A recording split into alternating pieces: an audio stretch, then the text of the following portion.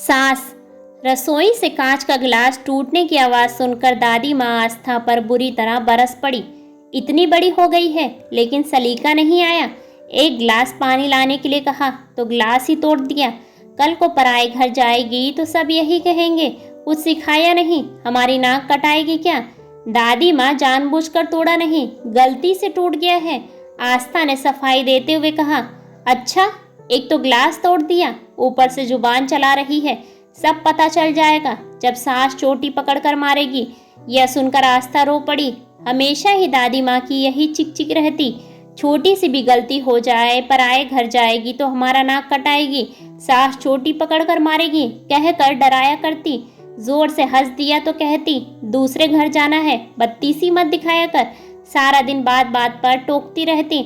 माँ भी दादी माँ के सामने चुप रहती है। उसने कभी माँ को जोर से बोलते या हंसते हुए नहीं देखा। वह हर काम बड़ी सावधानी से करती हैं। भूलवश कुछ गलती भी हो जाती तो दादी माँ पूरा घर सिर पर उठा लेती हैं। पिताजी की भी हिम्मत नहीं पड़ती कि उनसे कुछ कहे।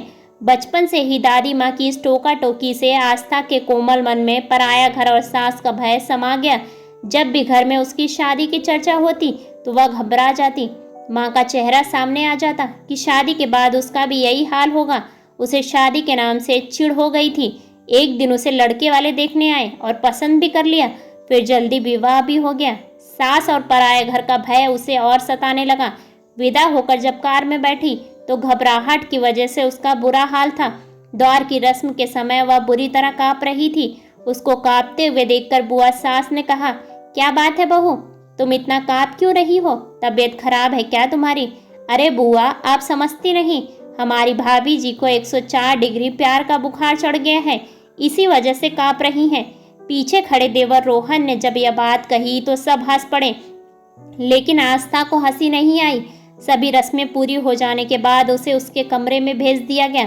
थोड़ी देर बाद उसके पति रोहित भी कमरे में आ गए, लेकिन वह उनसे भी कुछ नहीं बोली। उसे गुमसुम देखकर रोहित ने उसे बाहों में भर कर कहा, तुम इतनी चुप क्यों हो, कुछ बोलती क्यों नहीं।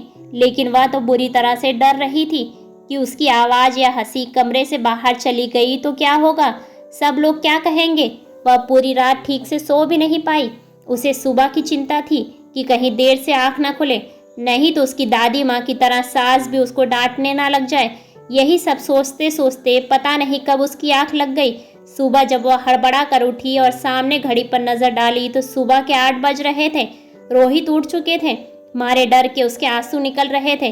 तभी दरवाजे पर दस्तक देते हुए उसकी नंद अनु की आवाज आई, भाभी जी, अगर नींद पूरी हो गई हो तो कृपया उठने का कष्ट करें, सब लोग आपके हाथ की चाय पीना चाहते हैं। कमरे से आस्था के रोने की आवाज सुनकर अनु घबरा गई। अंदर जाकर आस्था के आंसू पोंछते हुए बोली, सॉरी भाभी, मुझे नहीं मालूम था आप इतनी इमोशनल हो, मुझे तो मजाक करने की आदत है, मैं भी पूरी तरह पागल हूँ। तुम पूरी रात जागी हो और मैंने तुम्हें डिस्टर्ब कर दिया। बड़ी मुश्किल से अपने आंसुओं को पोंछते हुए आस्था बोली, दीदी, मैं आपकी बात की वजह से नहीं रो रही हूँ, मुझे डर लग रहा है, उठने में इतनी देरी हो गई है, कहीं माँ जी नाराज तो नहीं होंगी। हंसते हुए अनु बोली, भाभी, तुमने तो मुझे डरा ही दिया था।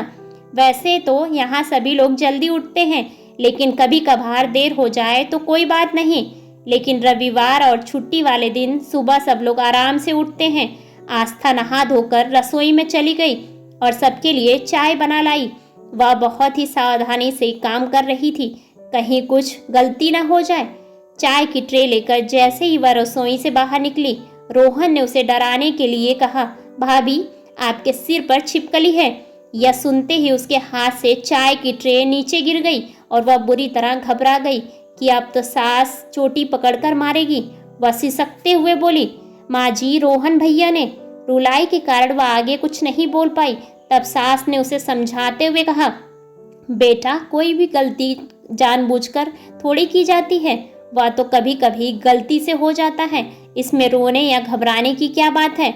वो तो अच्छा हुआ कि तुम जली नहीं, ये चाय के कप तुमसे ज्यादा महंगे थोड़ी ही है। हाँ माँ, तुम बिल्कुल ठीक कहती हो, और फिर इन कपों का भी अंत समय आ गया था, होनी को कौन टाल सकता है। ये कहते हुए जोर से रोहन हंस पड़ा। एक दिन शाम को सब लोग बैठकर बातें कर रहे थे। रोहित ने सभी को एक चुटकुला सुनाया। तो सभी लोग खिलखिलाकर जोर से हंस पड़े। आस्था भी जोर से हंस पड़ी। उसको हंसता हुआ देखकर सास बोली, कितनी अच्छी लगती हो हंसते हुए, खुलकर हंसा करो, हंसना जरूरी होता है, गुमसुम रहने से बीमारियां घेर लेती हैं। अब तुम उसे हंसा हंसा कर उसका स्वास्थ्य ठीक रखना। ये कहते हुए ससुर भी हंस पड़े। अचानक रोहित बोला, माँ हमारे साथ धोखा हुआ है, तुम्हारी बहू तो गूंगी है, तुम खुद ही इतना बोलते हो, उसे बोलने का मौका ही नहीं मिलता। फिर आस्था के सिर पर प्यार से हाथ फेरते हुए सास बोली, गूंगे होंगे तेरे दुश्मन, मेरी बहू तो लाखों में एक है। धीरे धीरे उसने महसूस किया कि उसकी गलती पर सास डांटती नहीं, बल्कि कितनी कुशलता और प्यार से समझाती है, उसके अच्छे कामों को कितने खुले दिल से प्रशंसा करती हैं। भूलवश कुछ गलती भी हो जाए तो कभी कभी ऐसा भी होता है, ये कहकर हंसा देती हैं और फिर बाद में प्यार से समझा भी देती हैं। धीरे धीरे आस्था के दिल से पराया घर और सास नाम का भय पूरी तरह खत्म हो गया। थोड़े दिनों बाद आस्था अपने पिताजी के साथ मायके आ गई। दादी माँ ने पिताजी से बड़ी उत्सुकता से पूछा, क्या ससुराल वाले इसकी कुछ शिकायत कर रहे थे? पिताजी ने हंसते हुए बताया, नहीं तो वह सब तो इसकी प्रशंसा कर रहे थे। सास तो कह रही थी, इतनी अच्छी बहू तो नसीब वालों को ही मिलती है, वह तो इसे आने नहीं दे रहे थे, कह रहे थे कि इसके जाने से घर सूना हो जाएगा, सारा दिन हंसती खिलखिलाती रहती है। यह सुनकर दादी को आश्चर्य हुआ। वह आस्था को देखने लगी।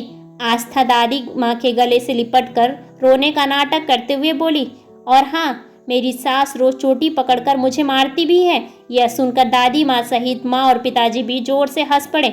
ऐसे ही बेहतरीन कहानियों को सुनने के लिए वीडियो को लाइक और चैनल को सब्सक्राइब करें और अपने विचार कमेंट्स बॉक्स में कमेंट्स करके हमें ज़रूर बताएं। धन्यवाद।